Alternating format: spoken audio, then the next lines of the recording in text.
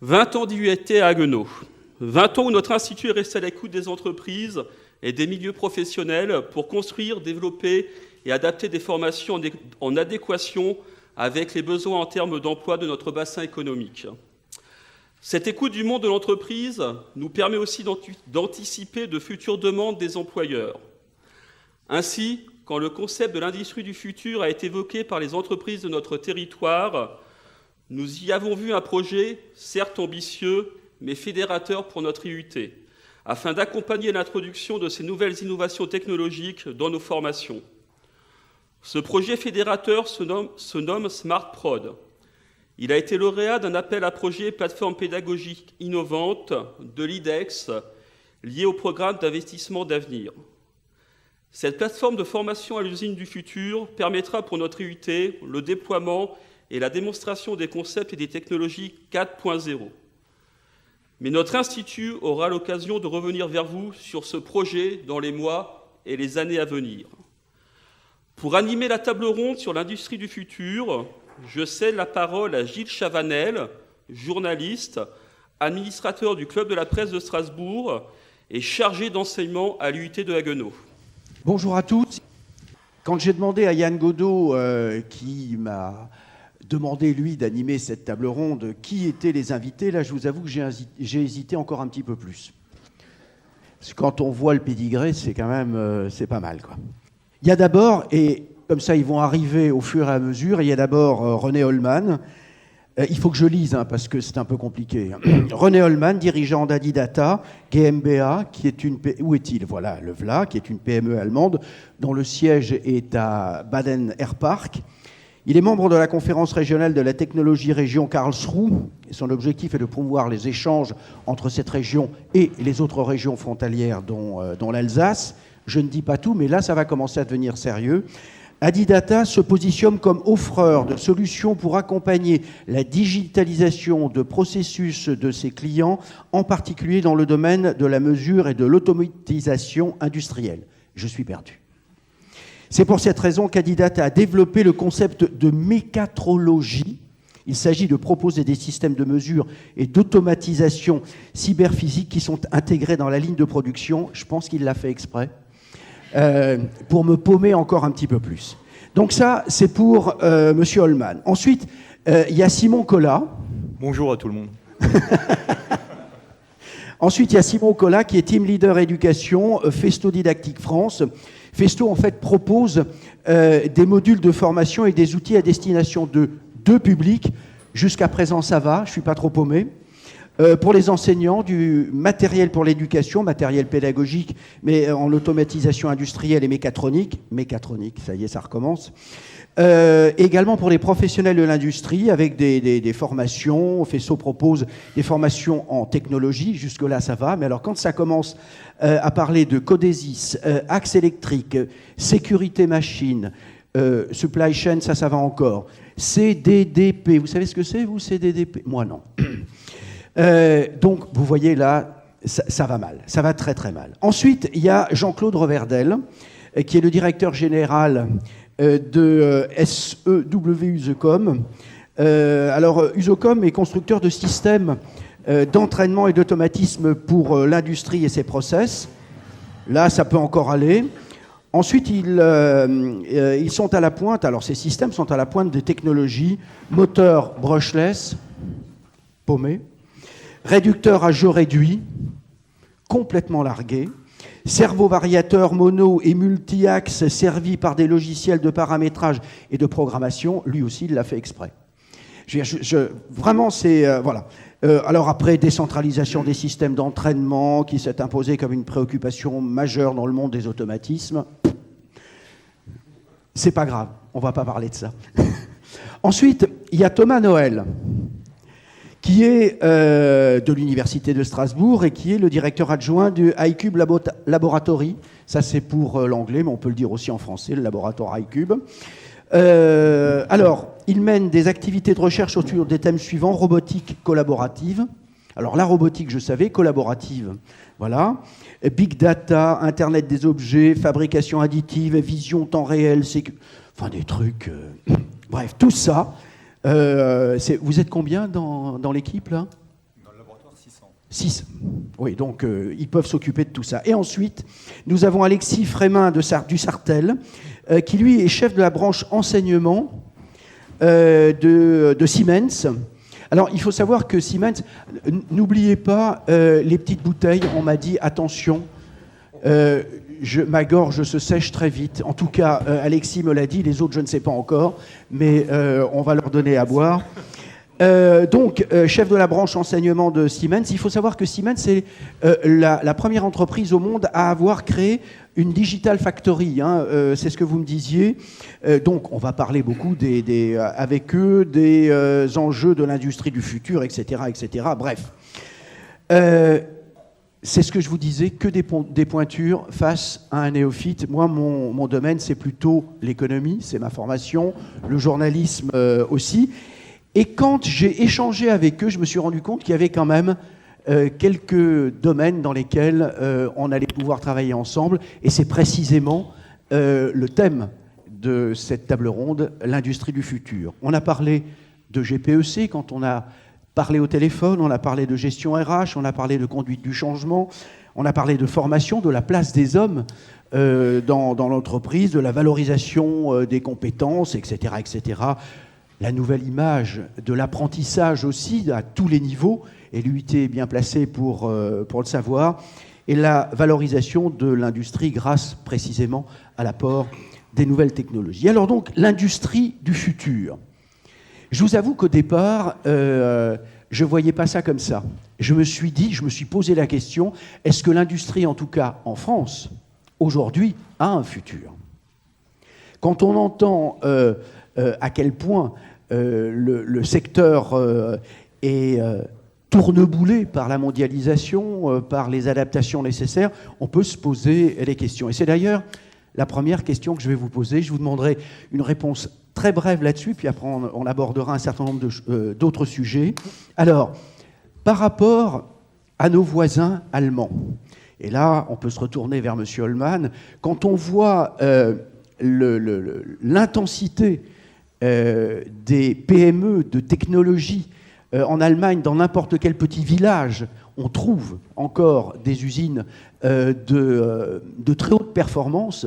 En France, on peut se poser la question. Donc je vais vous poser d'abord la question à vous. Est-ce que l'industrie française aujourd'hui a un avenir, a un futur ? Effectivement, comme vous l'avez souligné, j'ai contact et nous avons aussi des clients, puisque je vais un peu simplifier ce que vous avez expliqué avant, c'est-à-dire nous faisons de l'électronique et de l'informatique intégrées dans les lignes de production, dont nous avons des clients industriels exclusivement en Allemagne et en France. Je vais commencer par la réponse. L'industrie française a un avenir. Il y a une excellence en France dans les grands groupes et dans les petites entreprises. Et il faut que cette industrie, tout d'abord, reprenne de nouveau confiance. Ça, c'est le premier point. Parce que dans les différentes conversations que j'ai, on a trop tendance à idéaliser la composante allemande et à être plus en retrait en France. En Allemagne, il y a aussi une transformation. Il y a beaucoup d'entreprises, bien sûr, et mon voisin peut mieux en parler que moi. Il y a des entreprises vraiment phares, aussi ici présentes, où ils font des usines digitales en Allemagne. Ils font beaucoup de communication là-dessus. Mais nous, notre cœur de la clientèle, c'est des petites PME, 30, 40, 50 personnes.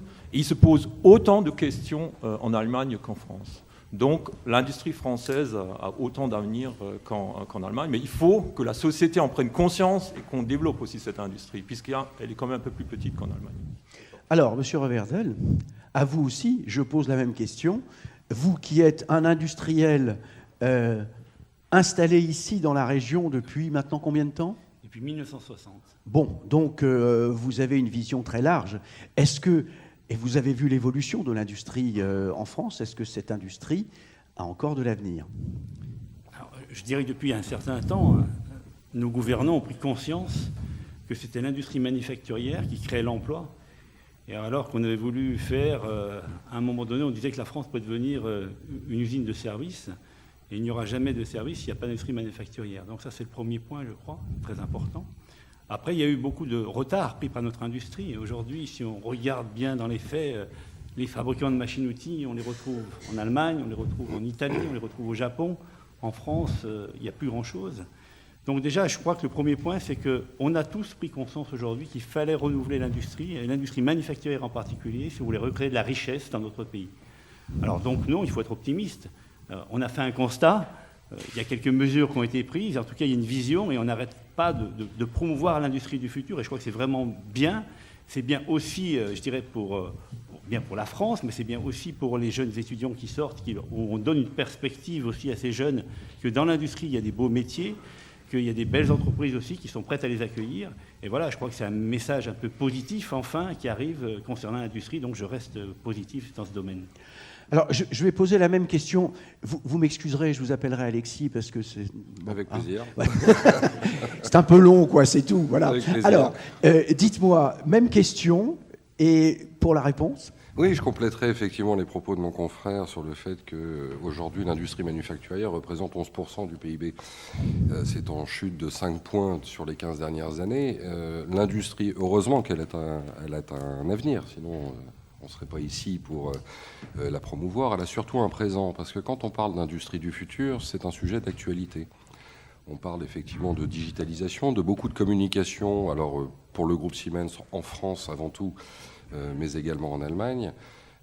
C'est une véritable logique d'entreprise en ce qui nous concerne. Vous l'avez cité dans l'introduction. Siemens est organisée, seule entreprise mondiale organisée en ce sens, avec une division labellisée Digital Factory. Donc c'est bien que Siemens croit effectivement en cet avenir de l'industrie. Et nous, en France, on croit en un dynamisme au travers de notre industrie et une capacité au travers des plans qui sont actuellement mis en œuvre au travers du gouvernement autour de l'industrie du futur, qui fait partie du renouveau de la France industrielle, pour accompagner nos étudiants, parce que ça, c'est mon client premier, effectivement, l'étudiant, les enseignants qui peuvent effectivement transmettre cette technologie, mais également nos PME. À ce titre, je suis aussi responsable d'un programme en France qui s'appelle un programme Solution Partner, qui vise à fédérer un réseau d'intégrateurs à haute compétence et à forte valeur ajoutée. C'est un tissu d'intégrateurs PME, donc des structures moyennes. Et nous avons un forum qui se déroulera au 1er juin sur Paris pour les regrouper. Et le but premier de ce forum, c'est justement de leur permettre véritablement d'engager cette révolution de l'industrie du futur pour leur donner les moyens justement d'être compétitifs sur ce domaine au travers de la digitalisation. Merci. Je vous pose aussi la question, Monsieur Collard. Je crois que tout a été dit.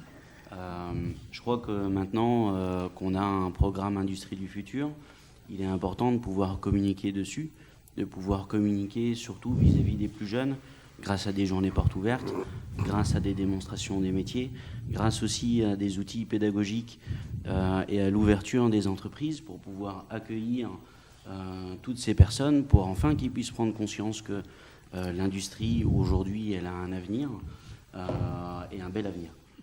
Alors, Thomas Noël, je vous donne la parole en dernier lieu parce que vous êtes universitaire, parce que vous côtoyez des étudiants-chercheurs.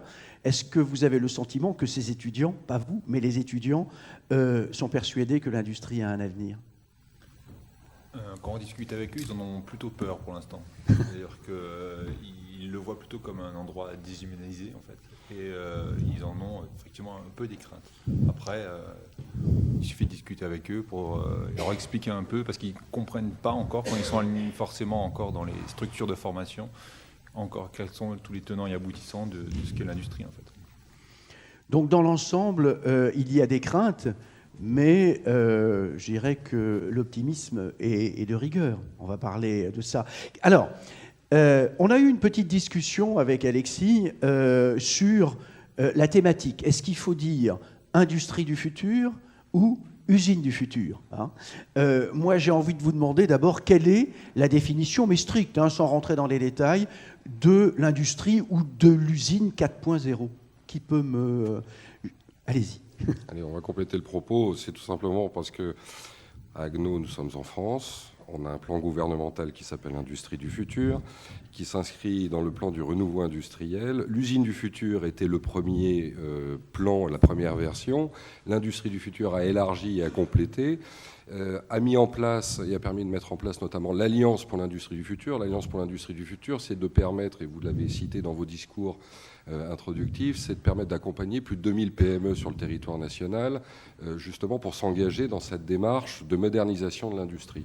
On est véritablement dans cette logique-là. Donc l'industrie, c'est large, c'est grand, c'est ambitieux, et enfin, moi personnellement, je suis beaucoup plus attaché au terme industrie du futur que usine du futur, qui était une première approche de ce plan de modernisation. Alors, 4.0, l'usine 4.0, s'il fallait la définir en quelques mots. Alors, moi, je la définirais en 3 points qui sont importants. Donc, il y a un aspect technologique qui est extrêmement important, la modernisation.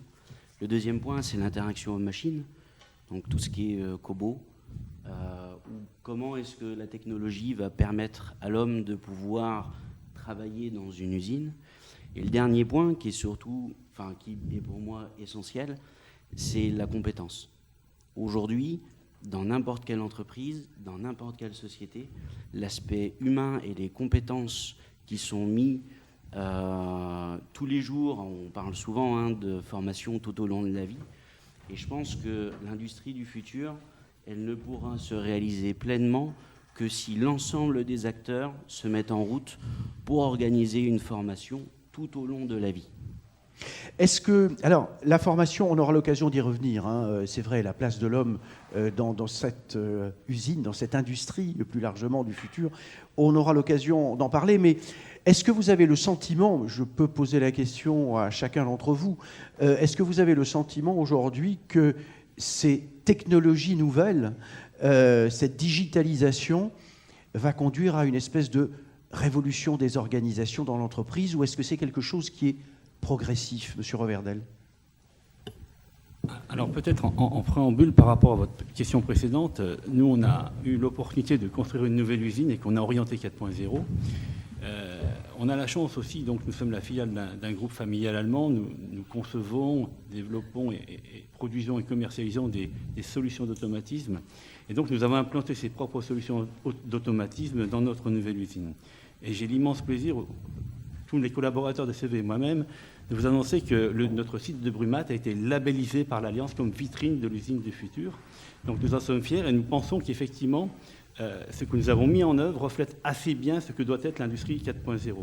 D'une part, il y a des aspects technologiques, comme on l'a dit, donc la robotisation, l'automatisation, qui vont permettre bien sûr de gagner en flexibilité, en rapidité, etc. Est-ce que vous introduisez, juste pour compléter, est-ce que vous introduisez une nuance avec la digitalisation? Vous parlez d'automatisation, de robotisation. Est-ce que la digitalisation n'est qu'un complément technologique ou est-ce que c'est autre chose? C'est un des maillons de la chaîne, si je puis dire, parce que quand vous faites des choses, maintenant vous pouvez effectivement digitaliser, c'est-à-dire créer ça de manière numérique avant de l'introduire dans un process, par exemple. Donc forcément, vous utilisez ces technologies.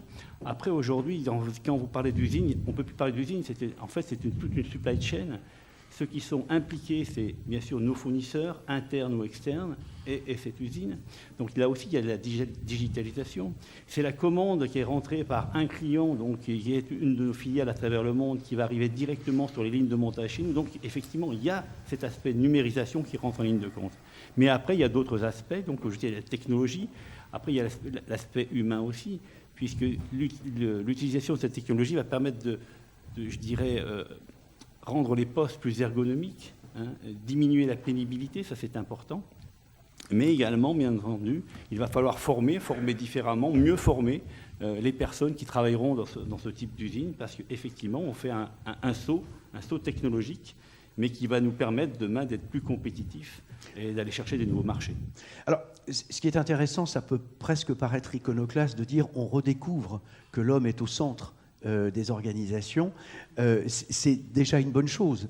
Ensuite, je me pose une autre question, ça c'est une question typiquement journalistique, provocatrice donc, est-ce que finalement tout cela n'est pas fait pour les gains de productivité, pour une meilleure rentabilité, une meilleure organisation, pour répondre aux défis qu'on évoquait tout à l'heure, notamment de la mondialisation? Monsieur Collat. Ouais, je pense que si on veut créer de l'emploi, il faut être compétitif sur son marché. Et ça, nous on le vit par exemple chez Festo, On a pu ouvrir dernièrement une usine en banlieue de Stuttgart, donc qui reprend les principes de l'industrie du futur, avec un centre de formation intégré. Et dans cette philosophie-là, on a sollicité l'ensemble des employés pour qu'ils puissent participer à l'élaboration de cette nouvelle usine. Et le fait de pouvoir les former par séquence de 30 minutes en autonomie nous permet de pouvoir rester extrêmement flexible si jamais on a besoin d'introduire un nouveau produit sur cette chaîne de production. Est-ce que, pour aller dans ce sens-là, Thomas, est-ce qu'on peut dire aujourd'hui que ça va être une rencontre, voire une confrontation entre l'intelligence artificielle et l'intelligence tout court, l'intelligence humaine? J'ai peut-être juste d'avoir expliqué un peu ce que... Je vous en prie, allez-y. Oui. Fait là, en fait. Donc, en fait, l'Université de Strasbourg s'est dotée en 2013 d'un laboratoire qui fédère les sciences de l'ingénieur et donc qui touche en fait à un peu tous les aspects de l'usine du futur, puisque ça va aussi bien de la mécanique, électronique, à l'informatique, à la robotique, au traitement en fait de l'image. Et en fait, pour répondre à la problématique et aux défis de l'usine du futur, en fait, ce laboratoire s'est aussi structuré autour d'un axe de recherche transverse qui a pour but d'être un guichet unique pour les entreprises, pour venir rencontrer en fait le laboratoire et leur faire découvrir en fait toute l'offre qui est à disposition aussi des entreprises pour travailler ensemble et pour innover sur ces aspects-là. Donc en fait, au sein de l'Université de Strasbourg, sur la partie ingénierie en tout cas, on cherche à être un guichet qui permet aux entreprises de venir travailler avec nous sur nos plateformes et de travailler avec eux sur ces plateformes-là, puisqu'on a aussi 2 équipements qui sont assez lourds, qui sont ce qu'on appelle les Equipex, autour de la robotique, mais aussi de l'Internet des objets, qui sont en fait des composants en fait à chaque fois des usines et de l'industrie du futur. Donc nous on cherche à offrir si vous voulez, une réponse globale et pour aider en fait les entreprises et travailler avec eux sur l'innovation dont ils pourront avoir besoin dans les années à venir. Alors ça va toucher l'intelligence artificielle, on n'en parle plus trop, on parle plus nous des problématiques de traitement de la donnée, donc tout ce qui est autour du big data, ces aspects-là, et puis en fait de rendre en fait tous les processus et tous les outils qui sont utilisés au sein d'une usine connectés. En fait, c'est là-dessus que nous on se positionne et qu'on a une activité de recherche. Donc, selon vous, alors je m'adresse aux 5 personnes, selon vous, il n'y a pas de confrontation entre l'intelligence humaine et l'intelligence artificielle, ou on l'appelle comme on veut. Mais quoi qu'il en soit, est-ce qu'à un moment donné, moi, vous savez, j'ai Orwell, j'ai un certain nombre d'auteurs de science-fiction en tête. Aujourd'hui, c'est de moins en moins de la science-fiction. Et on se dit, tiens, est-ce que demain, cette digitalisation, cette intelligence artificielle ne va pas prendre le pas sur l'homme? Alexis? Alors, on n'est pas dans la prédiction. Non. Simplement, ce que je voulais ramener par rapport aux propos qui ont été tenus et votre question très journalistique, productivité, compétitivité, ce ne sont pas des gros mots. Il ne faut pas en avoir peur. Effectivement, on a besoin d'avoir une industrie compétitive. Nos entreprises ont besoin d'être compétitives parce qu'effectivement, on est sur un marché ultra concurrentiel, que ce soit à l'échelon domestique, européen ou mondial. Donc, on se doit effectivement de les accompagner. Et l'industrie du futur, c'est plusieurs briques. C'est de la technologie, c'est de la communication, c'est de la digitalisation, c'est du big data, c'est du cloud.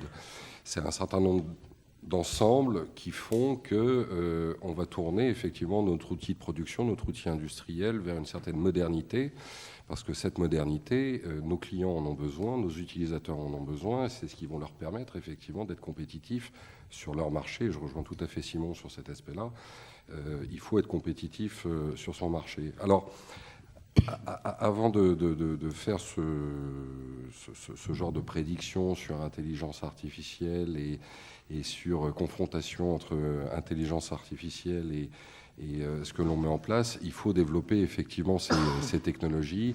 Et pour accompagner nos entreprises, il faut former effectivement ces jeunes qui sont aujourd'hui sur les bancs de l'école, de l'université, à être en mesure justement d'aborder ces nouveaux enjeux, ces nouvelles visions, et à faire en sorte de pouvoir gonfler les rangs des entreprises avec justement ces nouvelles approches. Il y a la formation continue dans les entreprises, la formation professionnelle, qui sont un des leviers effectivement pour accompagner, ça on est tout à fait dans la conduite du changement, mais il y a aussi effectivement au travers de la formation initiale, capacité effectivement à accompagner des mutations technologiques, des évolutions technologiques ou des révolutions comme on peut la vivre.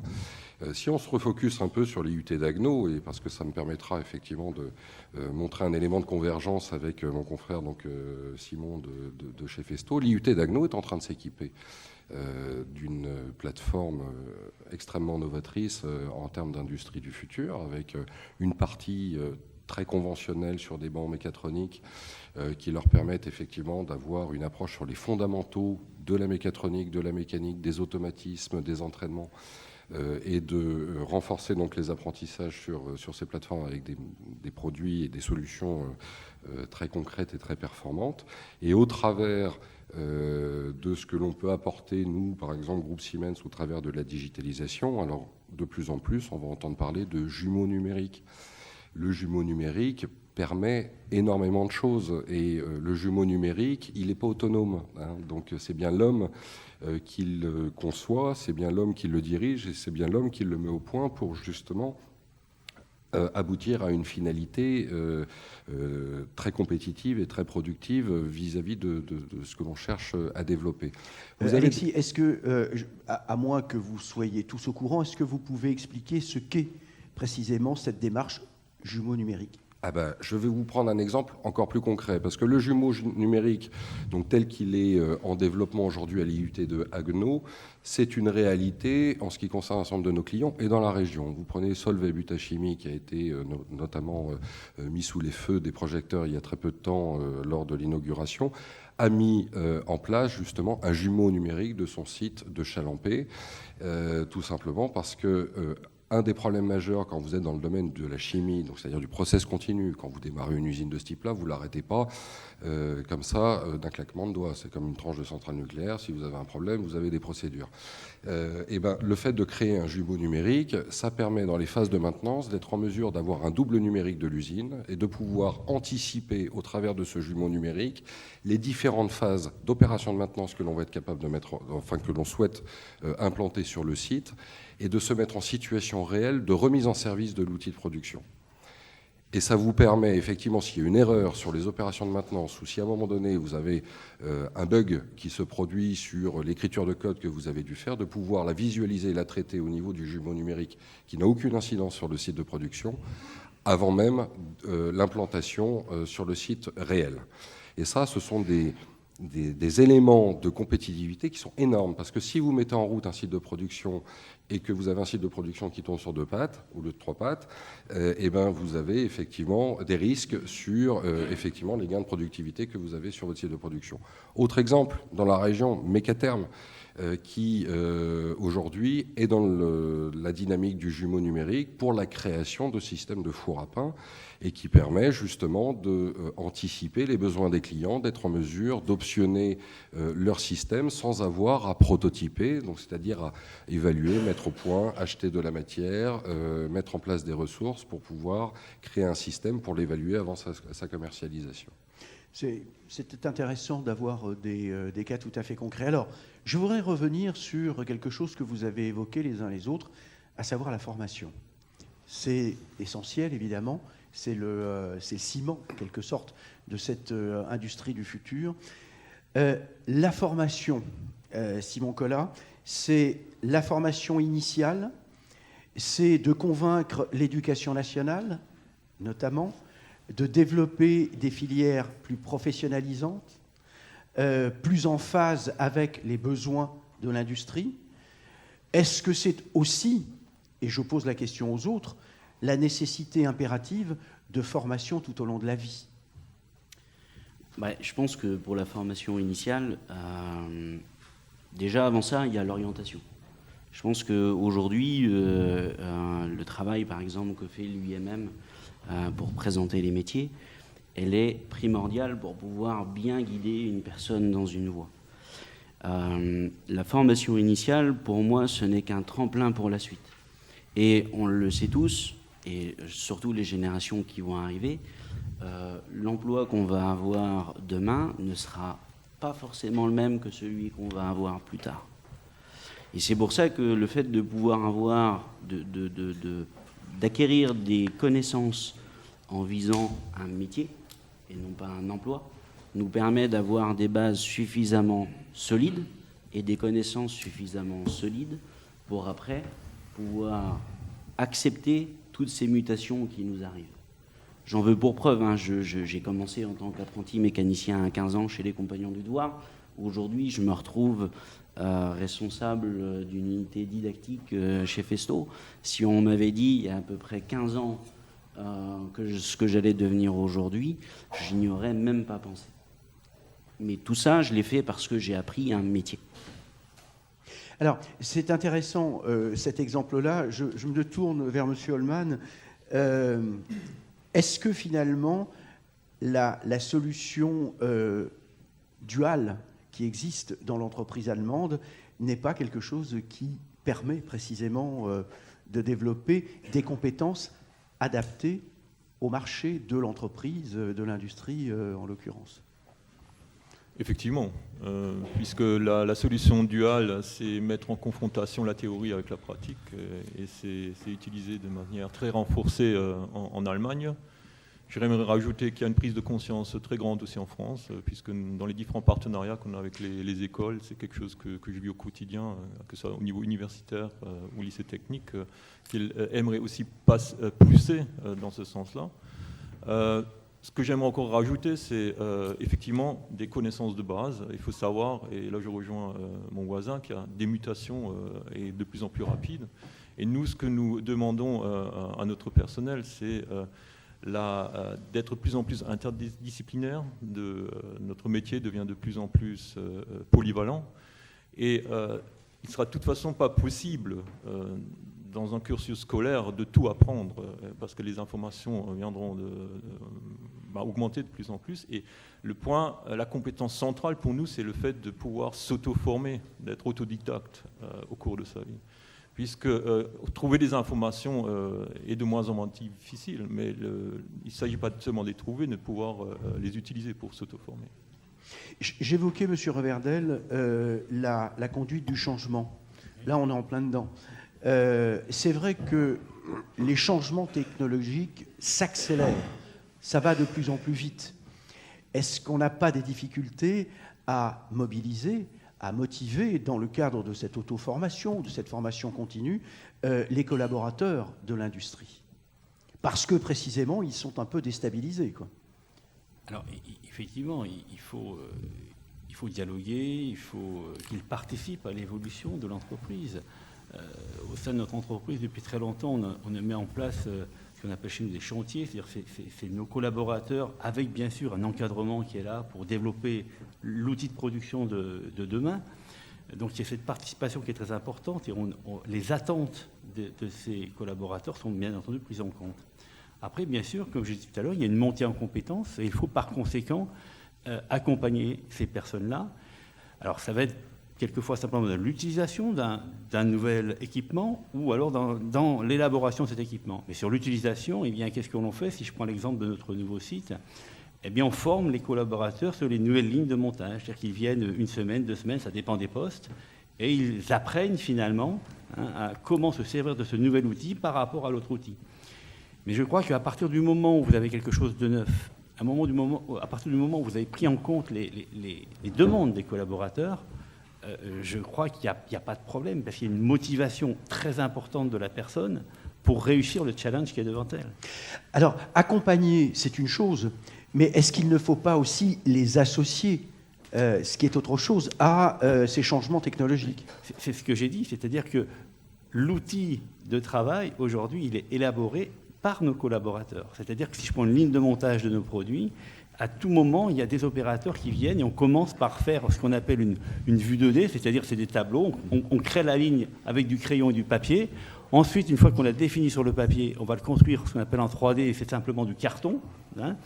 Et là, on n'est pas encore à la digitalisation, parce que l'opérateur moyen ne saura pas se servir d'un instrument 2D, 3D, d'un outil de simulation. Donc on le fait encore en 3D carton, et après on passe sur des outils numériques, et après dans la réalité, pour réaliser l'outil. Mais à la base, c'est le collaborateur qui a développé son outil. Et ça, c'est très important, cette osmose qu'il va y avoir. Et forcément, comme il a participé, il ne peut être, entre guillemets, qu'heureux. Et là, on prend en conséquence toute la problématique, je dirais, de l'ergonomie. Et aujourd'hui, dans une ligne qu'on avait par le passé, avec des produits qui sont manipulés un peu lourds, un moteur, ça peut être lourd, les petits, ça va, les moyens, c'est plus compliqué.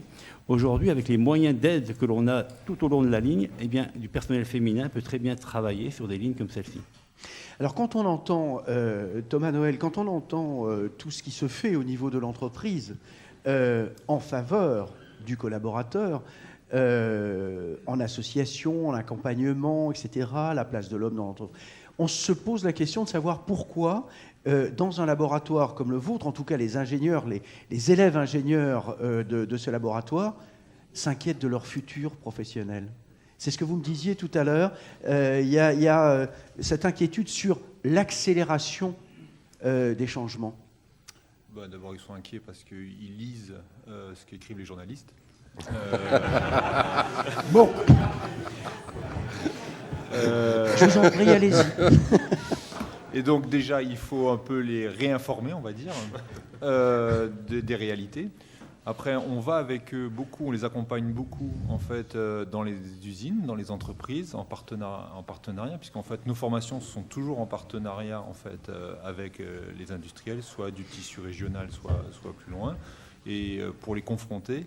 Et puis on multiplie de plus en plus quand même dans nos formations les stages. Donc c'est de plus en plus soit par apprentissage, soit sur des stages initiaux, mais qui commencent maintenant dès la licence. Donc on fait beaucoup évoluer notre offre de formation pour être très rapidement en adéquation en fait avec les besoins et les concepts surtout en fait dont ont besoin les entreprises. Est-ce qu'il y a une prise de conscience de l'éducation nationale sur la nécessité d'être de plus en plus proche du monde du travail, au sens large du terme, pas seulement de l'industrie, mais du monde du travail. Développer les filières professionnalisantes, on en a discuté au téléphone avec certains d'entre vous. Est-ce que vous avez le sentiment, vous qui êtes à l'intérieur de la machine, une grosse machine, que les choses évoluent? Je devrais poser la question au vice-président, mais je vous la pose à vous parce que c'est vous qui êtes... Je pense qu'on n'a jamais été aussi proche parce qu'en fait, on travaille vraiment en adéquation très forte avec les industriels. Pour vous dire, on arrête nos formations ou on en démarre des nouvelles sur l'impulsion en fait de nos partenaires. Donc, je veux dire, on peut quasiment pas être plus proche et en plus, nos formations sont en partie réalisées par des industriels. Donc, on n'a pas loin, dans certaines filières, de 30% d'interventions faites par des professionnels du monde industriel. Donc on essaye d'être au maximum en fait, au contact de ce qui est fait et de coller au mieux, tout en gardant quand même un côté conceptuel pour un certain nombre de choses. Quand même. On évoquait... Oui, vous vouliez rajouter un... Oui, je voudrais apporter un complément parce que éducation nationale, ce sont un certain nombre de diplômes. Si on prend l'éducation nationale, par exemple, sur des filières professionnelles, ça va du CAP jusqu'au BTS. Donc oui, effectivement, l'éducation nationale a pris conscience depuis quelques années à devoir se rapprocher du monde industriel et du besoin des clients. Et quand on participe aujourd'hui au CPC, quand on réforme, par exemple, un certain nombre de diplômes comme le BTS, comme le Bac Pro, là, il y a le Bac Pro MELEC qui va sortir au 1er septembre.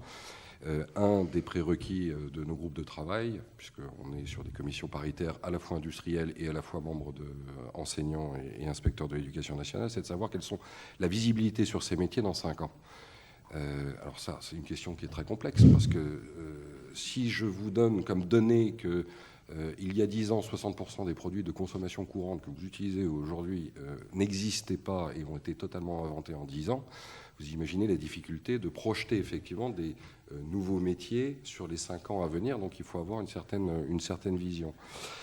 Typiquement, quand on voit sur les aspects de digitalisation ou autres, il y a des évolutions de métiers. L'automaticien va glisser peu à peu sur une augmentation de compétences autour des environnements 3D. Et inversement, ceux qui ont l'habitude d'être des projeteurs ou des dessinateurs vont devoir s'immerger un peu plus sur le fonctionnement de la machine ou sur le fonctionnement de l'automatisme. Voilà, donc Il y a une réponse au niveau de tous les diplômes. Ce n'est pas uniquement une affaire d'ingénieur au niveau de l'industrie du futur ou de la digitalisation. C'est aussi une réponse à apporter à des filières type Bac Pro, BTS, GE2I, école d'ingénieur. Ça, c'est très important.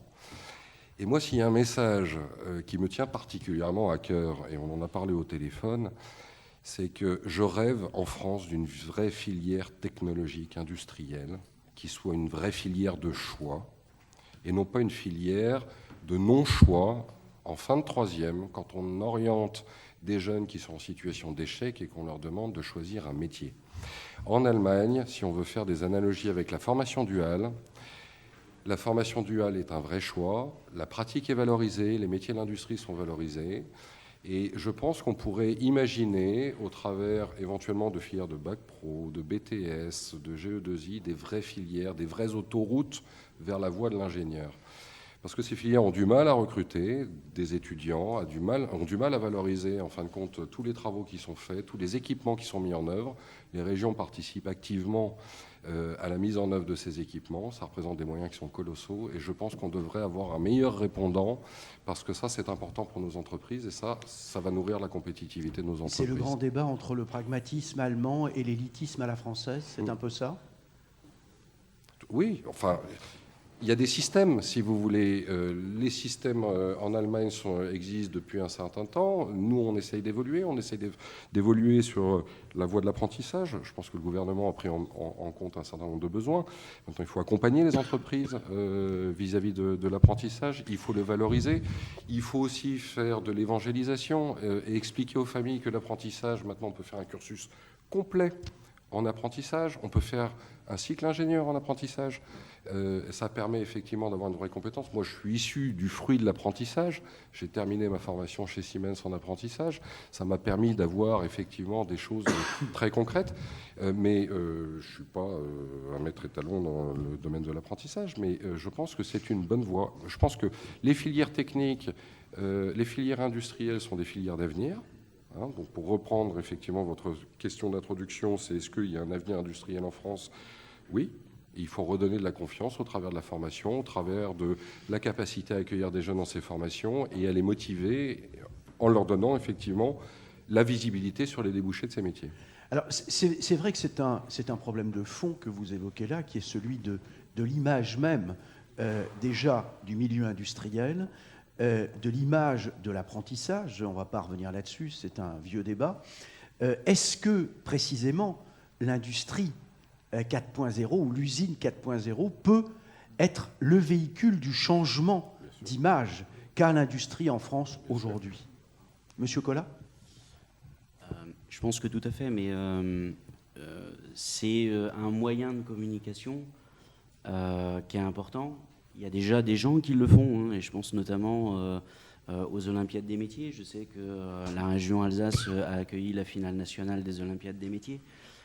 Où il y a eu un gros travail qui a été fait pour justement amener des collégiens et des étudiants à venir voir les différentes épreuves, à venir voir les métiers, à venir voir notamment le métier de la mécatronique qui est représenté lors de ce concours. C'est pour ça aussi que Festo s'est associé à l'UIMM pour pouvoir justement faire la promotion par des actions, en montrant ce que c'est les métiers industriels, en montrant ce que c'est la mécatronique. On participe aux journées ou à la semaine de l'industrie, école entreprise, pour que justement on puisse ouvrir nos portes. Et je pense qu'il est aussi de notre responsabilité en tant qu'industriel de faire le maximum de communication pour montrer quels sont nos métiers et quels sont les débouchés.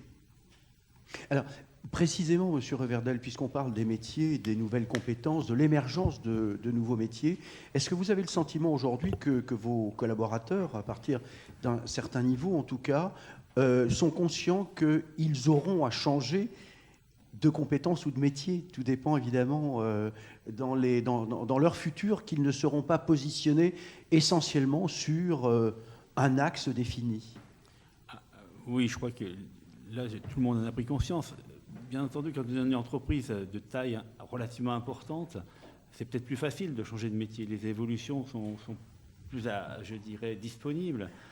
Dans une petite PME, c'est peut-être un peu plus compliqué. En revanche, c'est clair que le métier ou la formation qu'on a acquis à un moment donné, eh bien, c'est la base. Et après, il faudra s'adapter, évoluer en fonction des technologies qui seront découvertes ou mises en œuvre dans l'industrie. Pour faire une image très simple, si on regarde un tour il y a 20 ans et le tour qu'on a aujourd'hui, c'est un autre monde. Aujourd'hui, l'opérateur, effectivement, il a une véritable commande numérique qui est quelquefois aussi connectée à d'autres choses, avec un robot entre deux machines. Donc voilà, on voit bien qu'il y a eu une évolution. Et je crois qu'aujourd'hui, que ce soit jeune ou moins jeune, on est tout à fait conscient que le métier que l'on a aujourd'hui ne sera pas le même que le métier que nous aurons demain. Et je crois même tant mieux. Faire pendant 40 ans le même métier, c'est peut-être pas toujours très simple ou très motivant. Là, il y a des nouvelles opportunités. La technologie aidant, les gens vont faire effectivement des tâches différentes, vont avoir de nouveaux débouchés. Et je crois que c'est ça l'intérêt, justement, et l'attractivité aussi de l'industrie aujourd'hui, peut-être par rapport au passé que l'on a pu vivre. Oui, Monsieur Collat. Juste pour compléter, c'est pour tous les métiers. C'est-à-dire qu'on soit dans l'industrie, qu'on soit menuisier, qu'on soit plombier, qu'on soit ce qu'on veut, l'arrivée des nouvelles technologies, la digitalisation, l'utilisation de smartphones, etc., crée un véritable changement dans la façon d'approcher un métier. Sauf que, voilà, nous, on traîne un peu, des fois, une fausse image qui nous est collée de choses qui sont pas visibles pour les gens. Mais pour avoir plusieurs collègues qui sont sur divers métiers, eux aussi, ils sont mis à la commande numérique. Un menuisier, aujourd'hui, il taille plus à la main. C'est fini, ça. Aujourd'hui, il utilise une commande numérique. Précision, rentabilité, compétitivité. Voilà.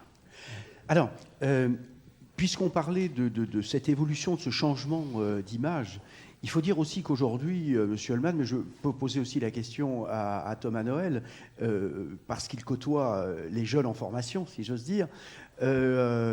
Aujourd'hui, l'industrie apparaît plus comme un secteur qui détruit de l'emploi plutôt qu'elle n'en crée. Quand elle en crée, au travers de cette usine 4.0, elle en crée nettement moins que ce qu'elle a détruit. Comment peut-on arriver à faire évoluer l'image quand on est dans une dichotomie comme celle-là?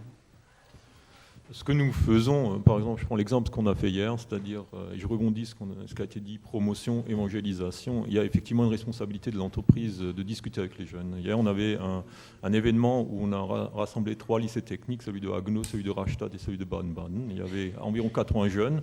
Et dans le cadre d'une journée Women Workshop, tout d'abord, on les a laissés exprimer les points, les critiques qu'ils ont.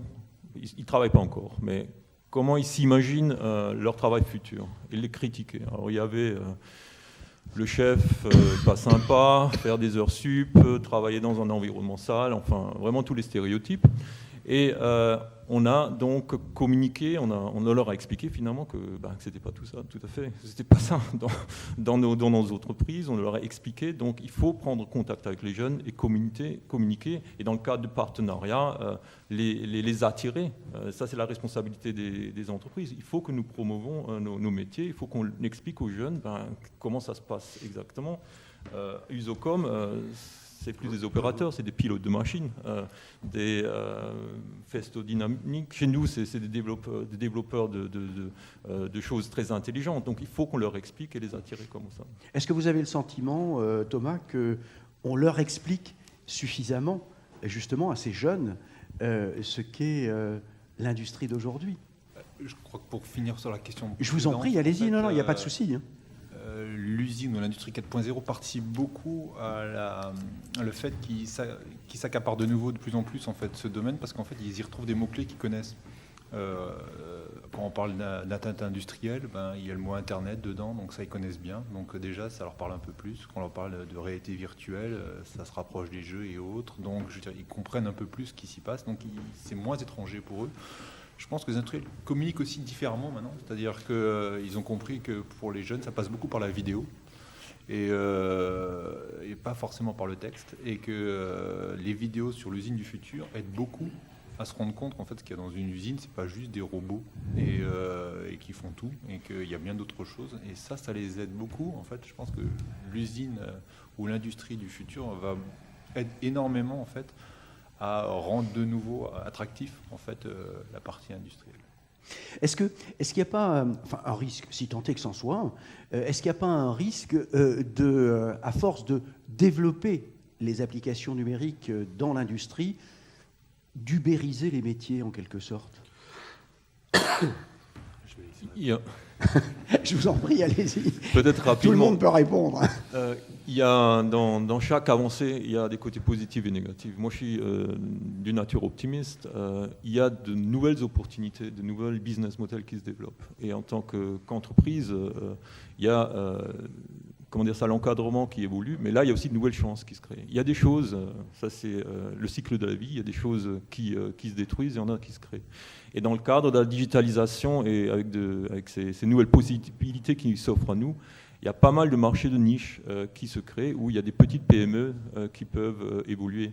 Et là où peut-être une entreprise manufacturière qui a digitalisé des process nécessairement dans un esprit de compétitivité par rapport à la globalisation, parce qu'on n'est pas qu'en France, en Allemagne ou en Europe, il faut se battre contre les Asiatiques et les Américains.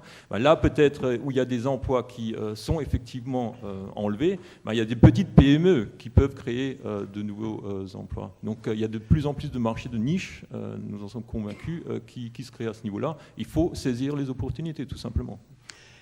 La recherche et développement au cœur, évidemment, de l'évolution des entreprises.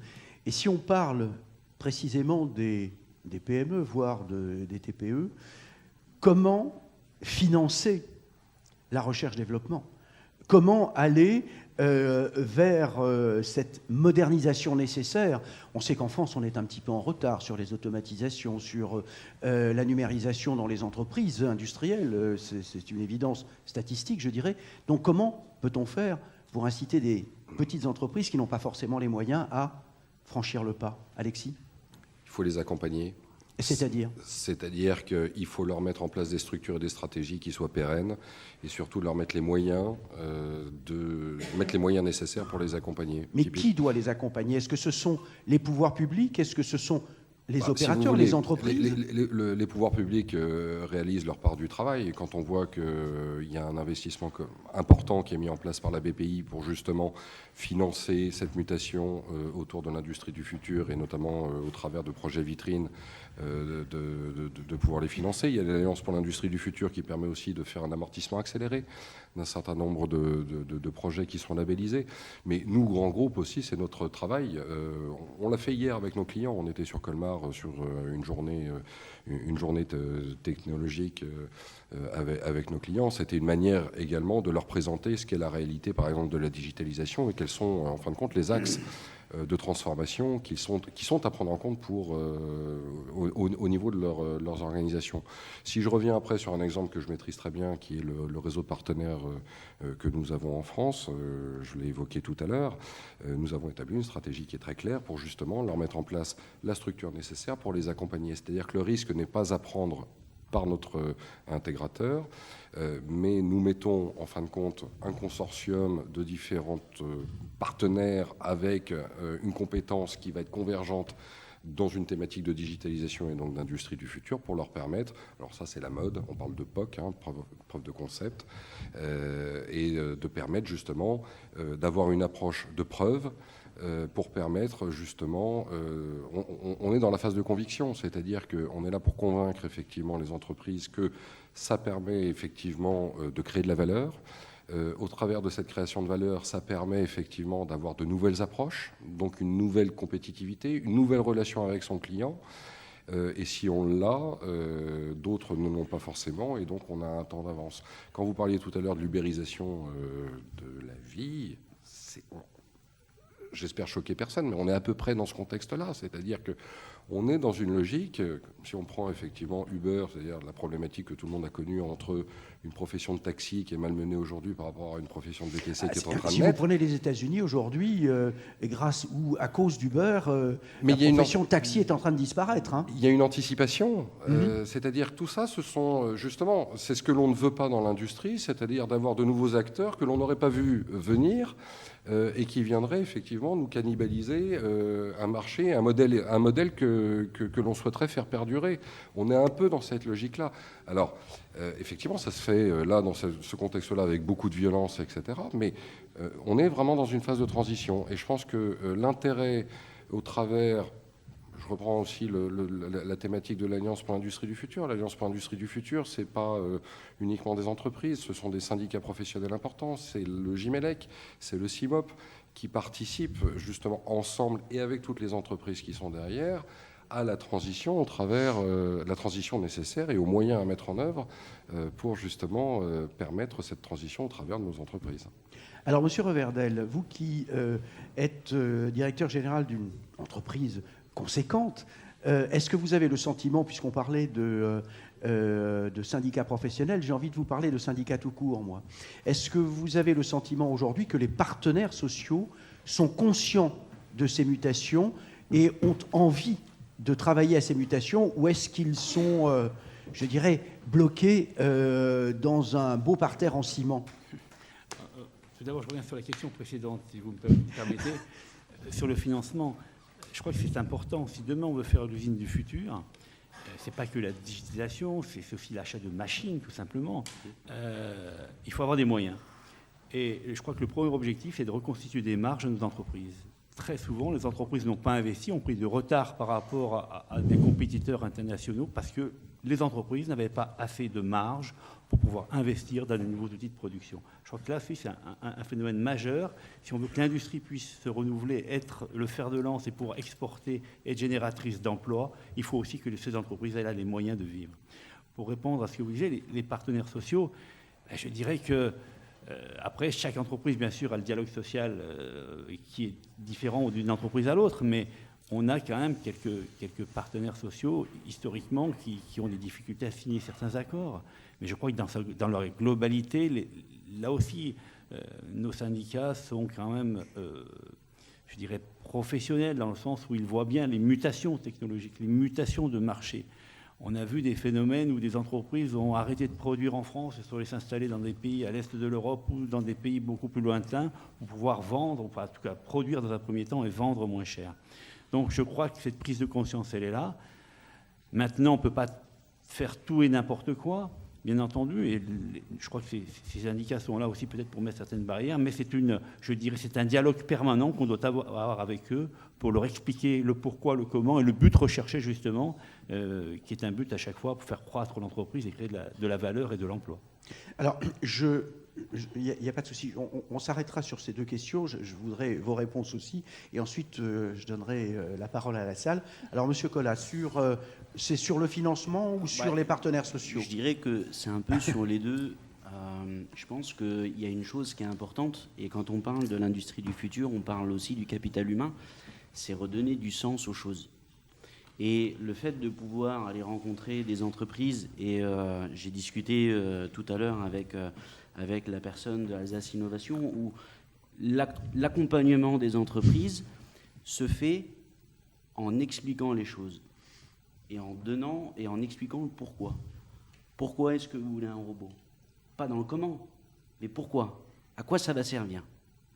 Et ça, je pense que le dialogue social aussi dans les entreprises, il se tourne aussi sur le pourquoi. Pourquoi est-ce qu'on doit changer? C'est pas comment on va changer, mais c'est déjà la première étape, c'est sur le pourquoi. Qu'est-ce que ça va nous apporter? Et ce que ça doit apporter, c'est la pérennité de l'emploi. C'est comme ça que vous défendez les évolutions technologiques au sein de l'entreprise? C'est indéniable. Si je puis me permettre, Monsieur Holman, sur cette... Oui, je vous en prie, allez-y, Monsieur Reverdel. Juste, je crois qu'on a implanté notre premier robot il y a une quinzaine d'années. Aujourd'hui, on a plus de 40 robots, effectivement, dans l'entreprise. On a des chariots automatisés, etc. Effectivement, quand j'automatise une cellule quelque part, je supprime de l'emploi. Mais ce que j'appelle le cercle vertueux, si vous êtes plus compétitif, plus productif, vous allez gagner de nouveaux marchés. Et si vous gagnez des marchés, vous créez de l'emploi. Et donc, au fil du temps, au fil de ces 20 dernières années, chez nous, on a des postes ont disparu, mais on en a créé d'autres. Et finalement, on a continué à embaucher. Donc c'est ça, je crois que la motivation première, c'est de dire il faut qu'on soit plus compétitif, il faut aller gagner des marchés. Et cette philosophie d'industrie du futur doit nous permettre d'aller plus loin, d'aller plus rapidement peut-être encore, et d'être vraiment l'excellence de l'industrie pour pouvoir aller gagner des marchés et créer de l'emploi. Monsieur Holman, vous aurez le mot provisoire de la fin. Est-ce que tout ce que l'on vient de dire là sur l'industrie du futur, quelque part, est-ce que c'est une révolution culturelle pour vous ou c'est simplement une évolution ? Est-ce qu'il faut changer les mentalités ? Vous avez parlé de culture. Alors tout d'abord, au niveau technologique, en ce qui nous concerne, c'est une évolution, puisque nous, on baigne à l'intérieur depuis plus de 30 ans, et finalement, la digitalisation, on a grandi avec. Donc au niveau technologique, c'est une évolution. Mais l'industrie 4.0, c'est pas que du technologique. Comme certains ont déjà dit, c'est toutes les conséquences, finalement, sur les procédés, aussi sur les formations. Donc là, on va aussi quelque part vers la culture. Donc là, pour le grand public, c'est effectivement une révolution. Et il faut multiplier, il y en a de plus en plus, ce genre de table ronde, parce que finalement, ça ne peut pas rester qu'une thématique de technologue. Puisqu'il y a quand même il faut vraiment se rendre compte, il y a des décisions au niveau technologique qui sont prises, et selon les directions, ça va avoir des sacrées influences sur la société. Donc il est important que toute la société soit informée et que le débat démocratique ait lieu et que ça ne reste pas que chez des ingénieurs. Donc dans ce sens-là, c'est une révolution culturelle. Ce que j'aimerais encore rajouter rapidement en ce qui concerne la mise en place, il ne s'agit pas de digitaliser pour digitaliser. Et en Allemagne, ils sont très pragmatiques. Ils ont défini une checklist, et là, vous prenez l'état existant, et ensuite, la première question qui se pose, c'est quel est le business supplémentaire, quelle est la plus-value qui peut être apportée par rapport à une digitalisation. Alors ça, on le fait, soit il y en a une, alors on fait court terme, moyen terme, long terme, soit il n'y en a pas, on ne digitalise pas. Il ne s'agit pas de digitaliser pour digitaliser. C'est ce que je voulais encore rajouter. Merci. Voilà pour cette première partie. La deuxième partie vous appartient. Donc, si vous avez des questions, je sais que la première est toujours un peu compliquée, mais après, ça part tout seul. Donc, je crois que Yann a le micro. Il n'y a plus qu'à ouvrir la bouche pour poser les questions. Alors, qui démarre ?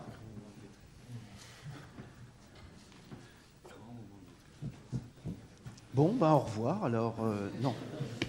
Allez, ben voilà, je savais bien. Donc, bravo pour le premier qui pose la première question. Il y a un bonus. Bonjour, alors, je suis Jean-Charles Fontaine, je suis le directeur de l'IT de Mulhouse, donc la question va quand même être un peu orientée. Donc je suis heureux d'entendre tout ce que j'ai entendu là, je suis vraiment d'accord avec tout, avec plein de choses. Je voulais juste vous donner un retour de directeur qui voit son budget de plus en plus difficile à construire et donc en fait avec de moins en moins de moyens pour investir. Et donc vous demandez comment vous pourriez nous aider. Alors peut-être directement, j'accepte l'échec, hein, pas les cartes bleues, mais surtout peut-être en pesant finalement du poids de l'industrie sur les responsables pour faire que les soutiens dont on a besoin, on puisse les avoir. Parce que effectivement, moi je suis directeur depuis 2 ans et j'ai de plus en plus de mal à pouvoir dégager des budgets pour investir.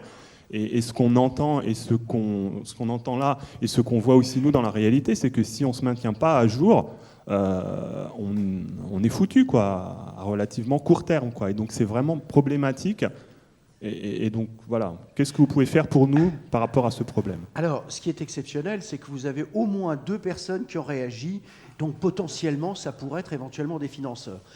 Siemens. Alors, pas des financeurs, pas forcément des financeurs. IUT de Mulhouse, hein, c'est ça ? Bon, très bien. Ça me permet, je vous remercie de votre question, de montrer qu'effectivement, au niveau de l'enseignement, il y a une problématique, c'est être raccord avec les besoins de l'industrie, et puis à un moment donné, de se caler effectivement sur les investissements que font les industriels pour des besoins de formation, c'est pas possible. Typiquement, en ce qui nous concerne, je pense que vous le savez, vous avez un beau programme de certification qu'on a mis en place au niveau de l'IUT de Mulhouse. Si vous aviez dû le mettre en place à des conditions industrielles, c'est quelque chose qui va représenter un investissement de plus de 100 000 euros. Je pense que vous pouvez largement enlever, hors investissement humain, un zéro sur la somme que je viens de vous annoncer. Donc ça, c'est une approche que nous, industriels, nous avons, parce qu'effectivement, on est bien conscient que vos budgets sont ce qu'ils sont, malgré les efforts des collectivités locales pour vous accompagner dans ces projets. Et ce que l'on souhaite, c'est véritablement que vous travailliez avec du matériel à la pointe de la technologie, avec le meilleur de la technologie. Et notamment, ça me permettait aussi de revenir sur ce qui avait été dit, c'est on ne digitalise pas pour digitaliser non plus, notamment ce que l'on fait sur l'IUT d'Agno. Il y a toujours une finalité, c'est de travailler sur des systèmes réels et surtout de valider des machines.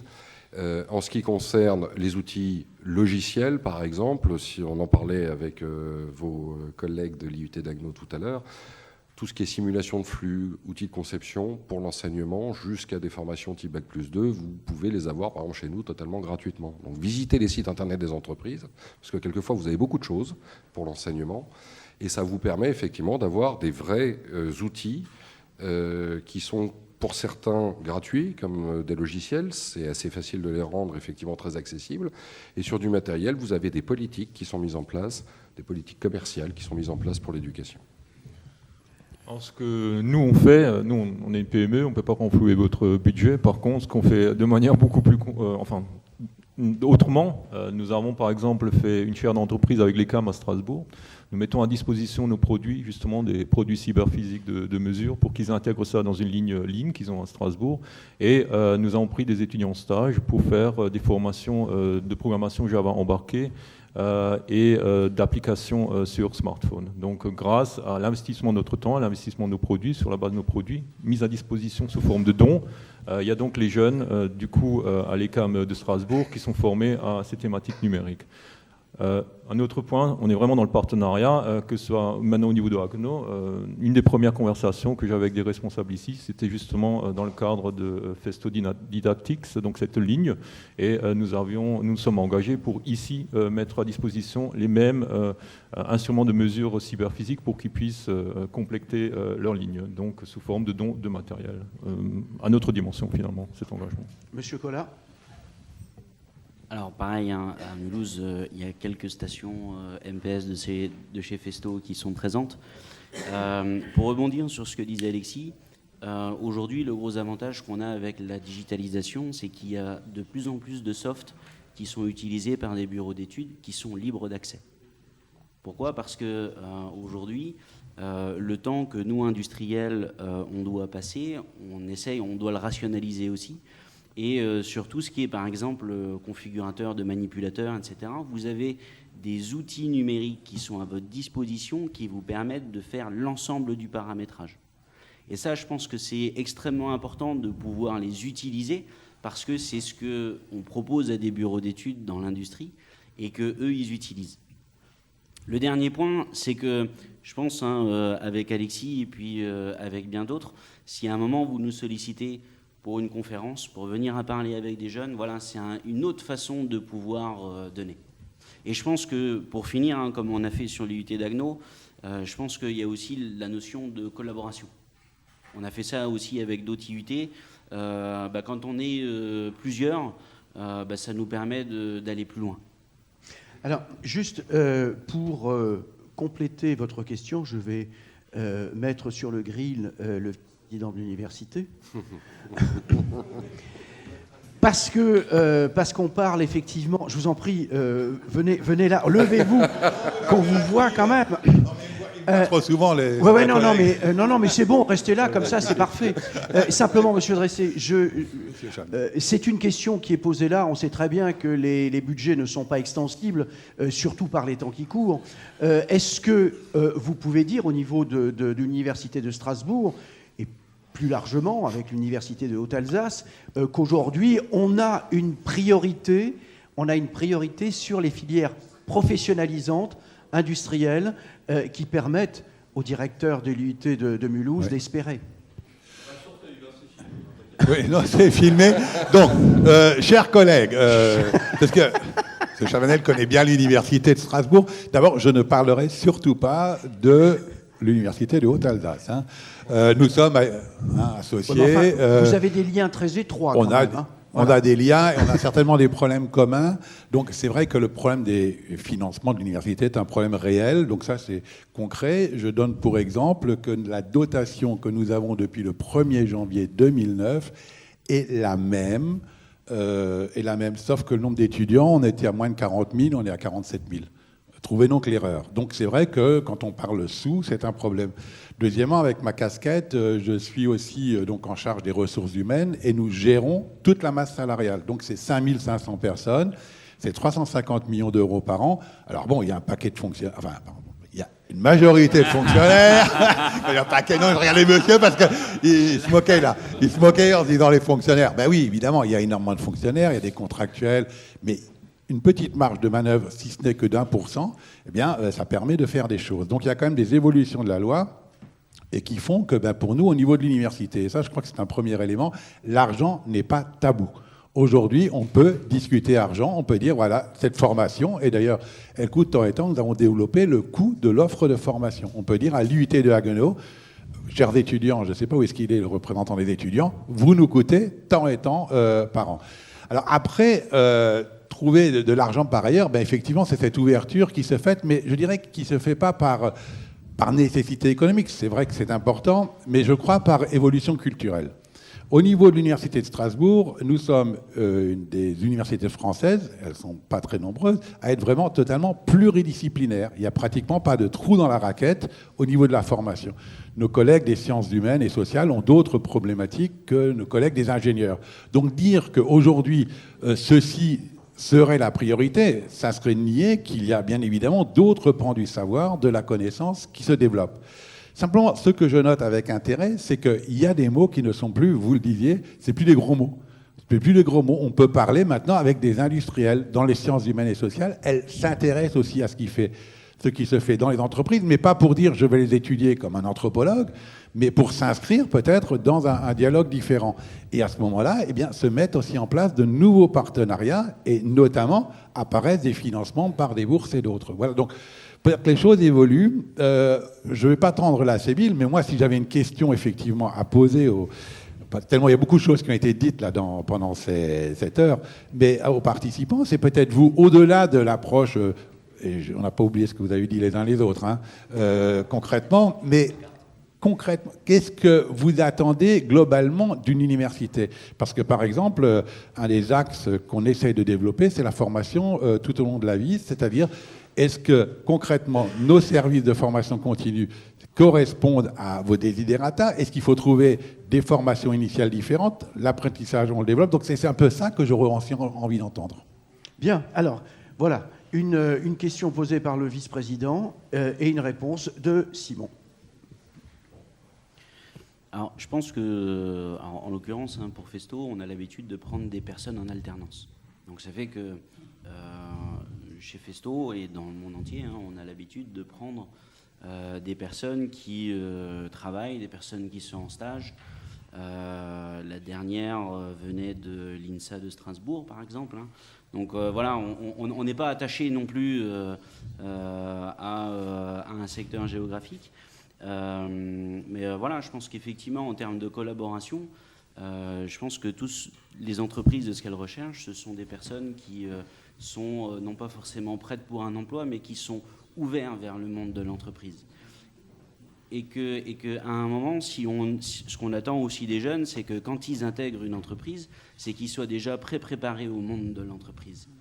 On quitte le côté enseignement, etc., et on redémarre du début. Voilà, on apprend la base, on fait confiance aux gens, on connaît les différents services, on sait quels sont les métiers des uns et des autres, on arrive à s'intégrer dans une autre communauté.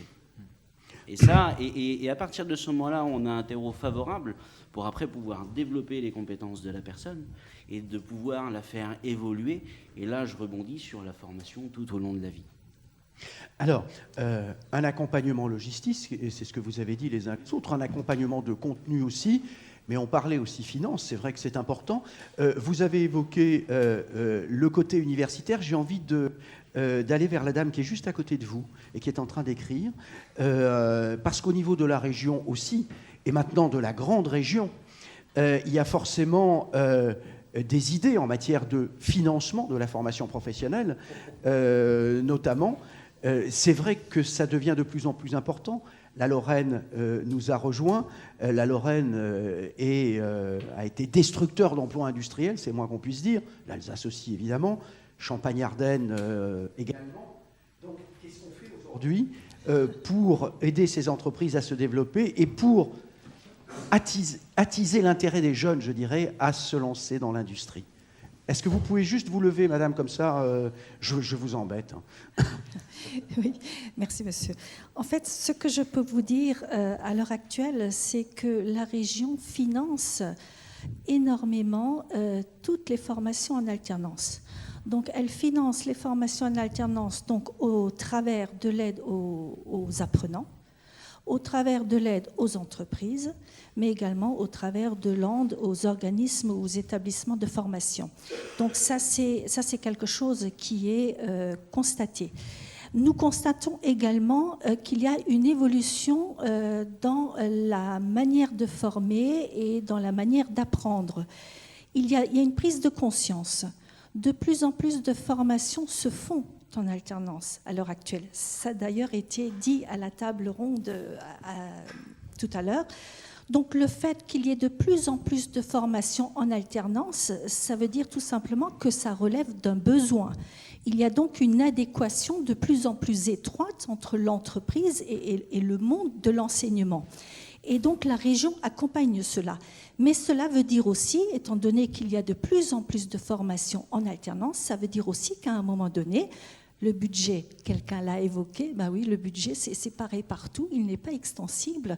À un moment donné, peut-être que la région devra aussi se repositionner à un moment donné par rapport à des critères internes d'aide et de soutien au financement. Donc ça, c'est d'autant plus que maintenant, vous connaissez la problématique de la grande région. Je peux vous dire que rien que sur le seul secteur de l'Alsace, il y a 350 diplômes différents qu'on peut acquérir au travers de l'apprentissage. Ce n'est pas rien. Donc 350 sur le territoire de l'Alsace. Après, au niveau de la grande région, je vous avoue que je ne connais pas le chiffre, mais les possibilités sont vastes à l'heure actuelle. Donc c'est vrai qu'il faudra à un moment donné peut-être se reposer des bonnes questions. Que voulons-nous ? Qu'avons-nous besoin ? De quoi avons-nous besoin ? Et qu'attendons-nous des collectivités telles qu'une région pour soutenir le monde de l'enseignement et le monde de l'entreprise, puisque les deux sont liés. Merci, madame. Alors, il y aura forcément, c'est ce que vous disiez...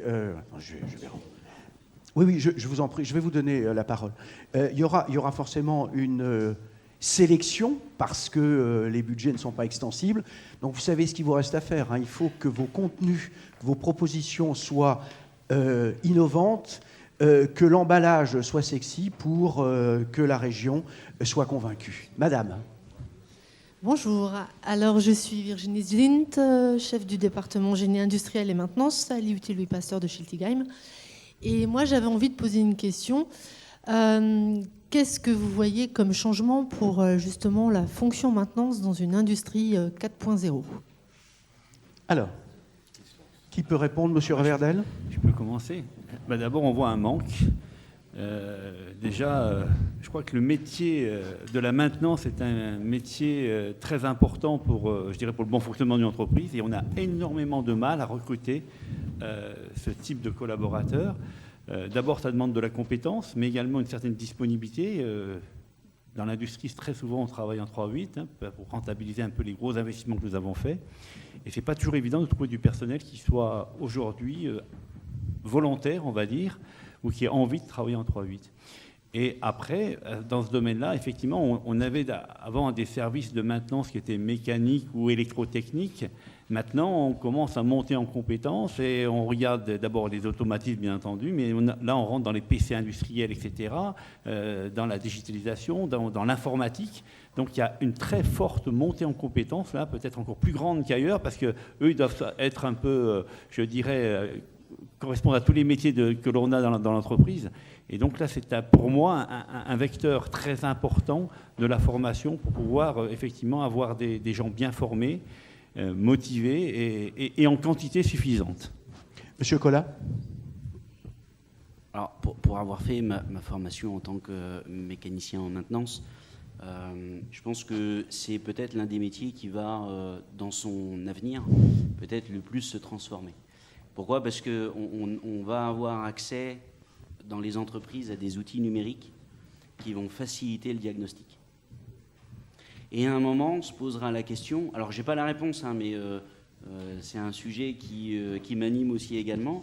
À partir du moment où on a l'information de la défaillance de la machine, qui va faire la réparation ?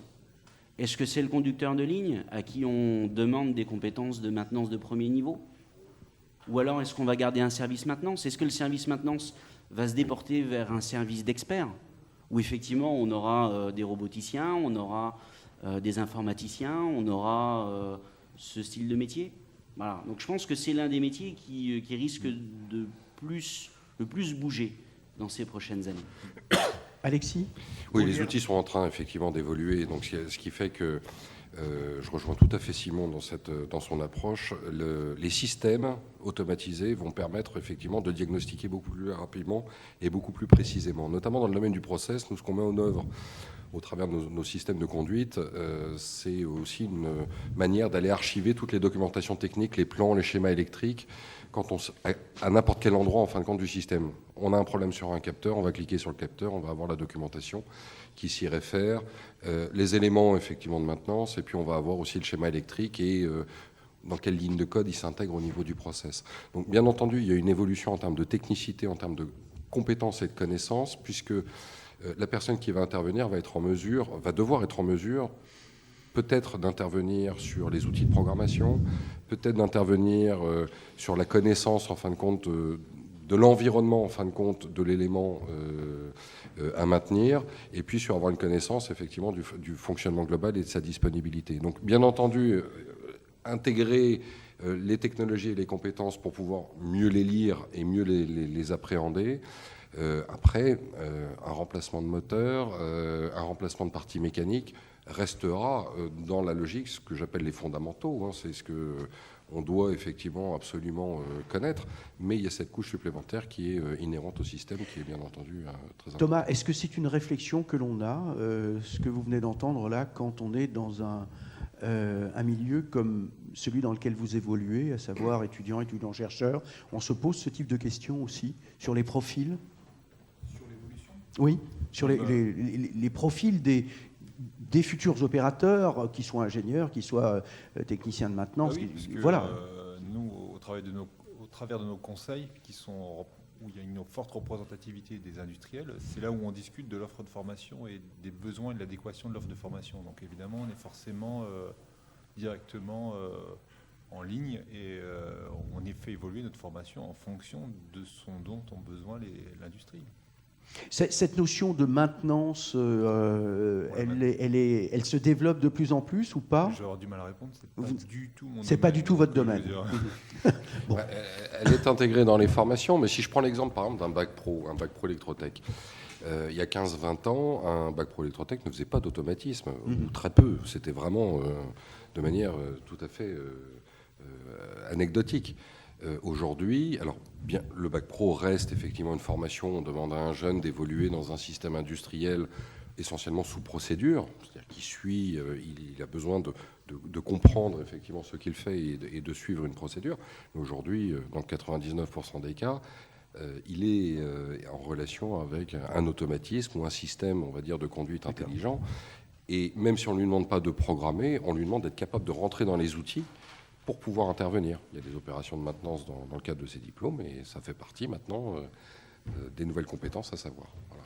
Donc il y a une évolution qui doit être prise en compte. Monsieur, je peux rajouter, parce que nous on développe des systèmes sur mesure justement pour maintenance préventive. Donc effectivement, de plus en plus dans la maintenance, il va falloir interpréter en amont des informations finalement d'agents intelligents et il faudra prendre les bonnes décisions. Ça, c'est l'humain qui comptera le faire. Ça, c'est au niveau de la maintenance. Monsieur. Jean-François Quéré, je suis le directeur de l'ENGES, École nationale du génie de l'eau et de l'environnement de Strasbourg, et président d'Alsastec, le réseau des 14 grandes écoles ingénieurs, management, architecture en Alsace. Et c'est à ce titre-là que je voulais me réjouir complètement de ce que j'ai entendu ce matin et de montrer que cette notion de réseau, de co-construction est vraiment essentielle dans ce sujet.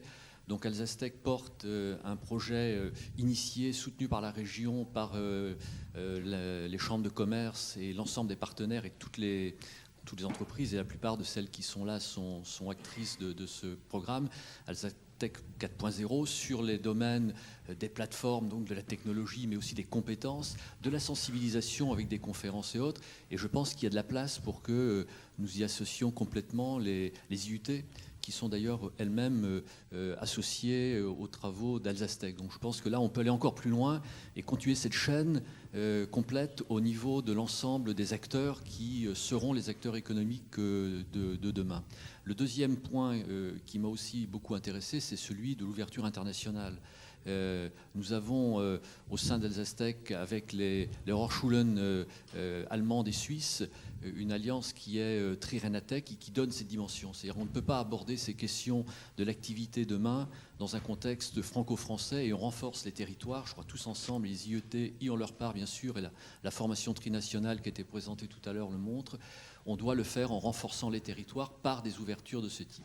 Et le troisième point que je voulais indiquer, alors il est un peu plus du côté de mon école cette fois-ci, parce que comme je l'ai indiqué, ce n'est pas une école qui a l'industrie au cœur de ces processus de fourniture de compétences, c'est de dire c'est l'ensemble de la société qui est concernée par ce mouvement dont vous êtes les porteurs du côté industriel. Et moi, je suis tenté de l'élargir très largement à la ville du futur, de dire si demain on reste avec les productifs, avec l'ensemble des acteurs économiques, mais qu'il y a une rupture qui se fait au travers des journalistes, ça a été un peu indiqué tout à l'heure, avec le reste de la société, avec le reste de la société, on sera dans une situation un peu complexe. Alors on le fait de deux façons, d'abord par l'apprentissage.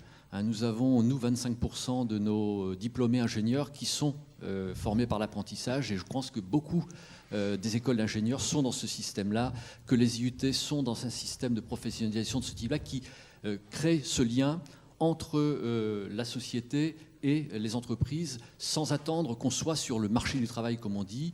Et l'autre aspect, c'est celui lié à la thématique, j'indiquais, de ville du futur. C'est-à-dire que si on n'associe pas l'ensemble de ces mouvements à ce que les citoyens, à ce que l'ensemble des décideurs, les collectivités locales, les acteurs de la société vont intégrer dans leur façon de voir, je pense que là, on sera en situation un peu plus compliquée. Donc voilà, c'est l'autre volet, peut-être en prolongement de ce que vous avez indiqué. Merci, je trouve que c'est une bonne analyse. Alors, allez, on va dire qu'il nous reste encore 5 minutes. J'ai eu un regard... c'est bien, en général, quand je dis « il reste encore 5 minutes », il y a 15 doigts qui se lèvent. Donc, allez-y, après madame. Bonjour, Bernard Lickel, je suis le directeur de l'IUT Robert Schuman à Elkirch. Et en même temps, j'ai une autre fonction puisque je suis président de l'Assemblée nationale des directeurs d'IUT. Donc, je voulais simplement poser une question qui était très directe. Vous parliez tout à l'heure de valorisation de la filière technologique. Au passage, notre vice-président a répondu par une petite pirouette puisqu'il vous a retourné une question. Mais on a évoqué les moyens attribués aux IUT au sein de l'université. On n'a pas eu de réponse précise sur le sujet. Et c'est une problématique qui est nationale. C'est-à-dire qu'on connaît le coût de l'offre de formation, on connaît les coûts des formations en IUT, le coût des autres formations. Et on se heurte quand même très souvent à une limitation de ces coûts, donc à une limitation en particulier des moyens. Parce que sur les IUT, une problématique très particulière fait que sur les 10 dernières années, les IUT ont énormément développé les licences professionnelles. Donc on assimile souvent l'IUT au DUT, Mais un tiers de nos étudiants actuellement sont en licence professionnelle. Donc une première question que j'aurais à vous adresser, c'est est-ce que vous, le niveau de formation à Bac plus 2, Bac plus 3, Bac plus 5 a un sens d'abord? Parce qu'on se pose beaucoup de questions au niveau des IUT sur notre niveau de formation et le niveau de compétences qu'on doit viser au niveau des formations qu'on dispense. Donc ça, c'est une première question très directe. Est-ce que pour vous, ça a vraiment un sens d'avoir du Bac plus 2, du Bac plus 3 ? Et pour la valorisation de la filière technologique, je crois que là aussi, on est dans un système où, encore une fois, on a beaucoup travaillé en collaboration avec les industriels, en particulier sur le développement des licences professionnelles, qui très souvent répondent quand même à une demande très spécifique d'un environnement et souvent à des métiers de niche aussi. Malheureusement, on se retrouve face à un problème de ressources humaines, puisque le développement de ces licences professionnelles s'est fait avec zéro moyen derrière. Donc on se retrouve dans nos instituts avec des taux d'encadrement qui sont extrêmement faibles. Je crois qu'il y a une réflexion en cours actuellement au niveau ministériel pour peut-être inciter les IUT à se développer, avec peut-être quelques moyens derrière. Mais je voulais simplement attirer votre attention sur ce sujet-là. La collaboration avec l'environnement professionnel, évidemment. Nos programmes sont établis avec vous. Par contre, derrière, on se heurte vraiment à un problème de développement de moyens. Et si la filière technologique devient plus attractive, on veut bien augmenter nos effectifs, à condition que nos étudiants qui sont formés correspondent aussi à des besoins que vous avez au niveau de l'industrie. Merci pour ce constat. Oui, monsieur Holman. Ça rejoint un petit peu ce que disait monsieur tout à l'heure de l'INT de Mulhouse. Parce que dans ce cadre-là, j'ai chez nous un cas concret. Pour nous, Licence Pro fait sens. Ces 4 dernières années, nous avons, une année après l'autre, à notre dimension, embauché, pris un jeune en Licence Pro. Nous l'avons sélectionné de telle manière, nous lui avons dit, ben voilà, nous allons te former sur une année. Et il y a une garantie, si tout marche bien, il y a une garantie d'embauche. Je répète, il y a une garantie d'embauche. Le jeune s'est engagé. Et sur les 3-4 dernières années, à la fin, et ce n'est pas une critique envers le jeune, il s'est désengagé et a continué sa formation en Master 1, Master 2. Donc, en ce qui concerne nous, en tant que PME, nous n'avons pas besoin que d'ingénieurs, nous avons aussi besoin au niveau Bac plus 2, Bac plus 3, licence pro. Mais là, la question que moi je me pose, d'où est-ce que ces jeunes tirent l'idée qu'il faut absolument continuer à aller en Master 1, Master 5 et aller en Bac plus 5 ? C'est une question que je me pose, je ne sais pas. À la limite, je peux me permettre, moi, de répondre parce que je ne suis pas dans le milieu de l'éducation ni dans le milieu industriel. C'est parce qu'en France, on a développé ce concept de si on ne fait pas S, si on ne fait pas machin, si on ne fait pas Bac plus, etc., etc. C'est culturellement très français, quoi. Ah. Madame. Bonjour messieurs, Frédéric Dirian, chargé emploi formation au sein de l'UIMM Alsace. Alors j'ai une petite question à vous poser. Avant j'étais développeur au niveau d'un centre de formation pour les apprentis spécialisés dans les métiers industriels. Et il y a eu pas mal de réformes qui se sont faites au niveau de la voie professionnelle, donc au niveau des bacs pro. Ensuite on a vu une réforme au niveau des bacs STI 2D, etc. Qu'est-ce que vous en pensez ?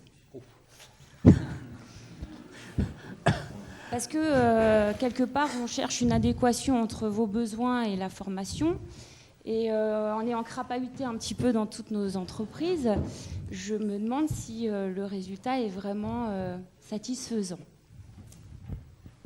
Le problème, je ne sais pas si vraiment... Voilà, et ce sera la dernière question et la dernière réponse. Les industriels ont toujours été vraiment consultés. Et quand je dis les industriels, de manière très large, pas uniquement 2 ou 3 sociétés, donc c'est peut-être un petit peu là, entre les besoins réels du terrain et puis les formations qui sont proposées. Moi, je regarde simplement notre entreprise. On parlait de quel niveau ? On a tous les niveaux. On est peut-être encore une des rares entreprises françaises à fabriquer un moteur électrique en France. La plupart des sociétés le font dans d'autres pays à coût plus bas. On a besoin de formation en CAP, BEP, on a besoin de DUT, on a besoin de licences professionnelles, on a besoin de quelques ingénieurs aussi. Donc on a besoin d'un éventail, je dirais, de formation, qu'elle soit simplement le cursus classique ou par la voie de l'apprentissage ou de l'alternance. On a besoin vraiment de toutes les compétences aujourd'hui. Maintenant, je crois qu'il y a tellement de sociétés différentes aussi, c'est peut-être aussi compliqué de dire il faut plutôt cette formation-là, cette formation-là. Finalement, on veut un cursus un peu global, et après, je dirais, la dernière touche sera forcément portée par l'entreprise qui formera le collaborateur à son métier. Donc voilà, je pense que c'est un débat qu'on aura très longtemps entre les formations proposées et puis les emplois proposés en face. Compliqué. Alors. Oui.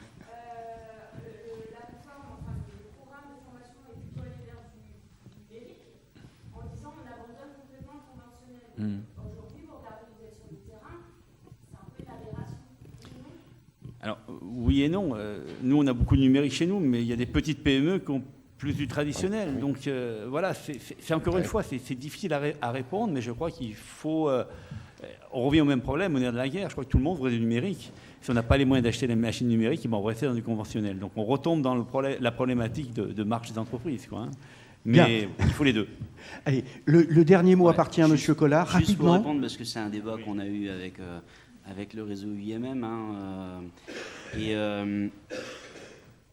Nous, on a une approche, moi j'ai une approche avec l'UIMM assez pragmatique, dans le sens où les technologies qu'on a, elles sont simplement là pour nous aider à mieux travailler.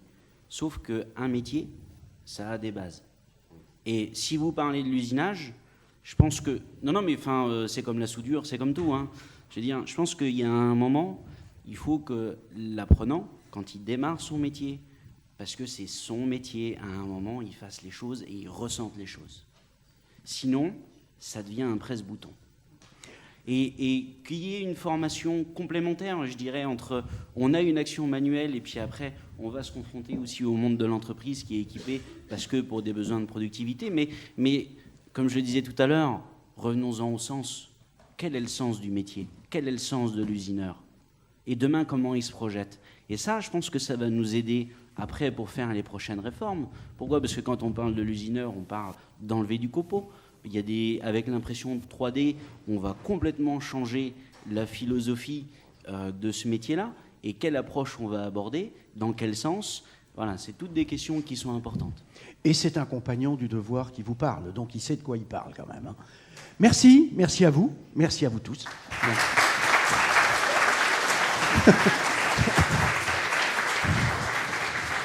Je m'associe au remerciement de Gilles, et puis je remercie Gilles d'avoir animé avec brio cette table ronde.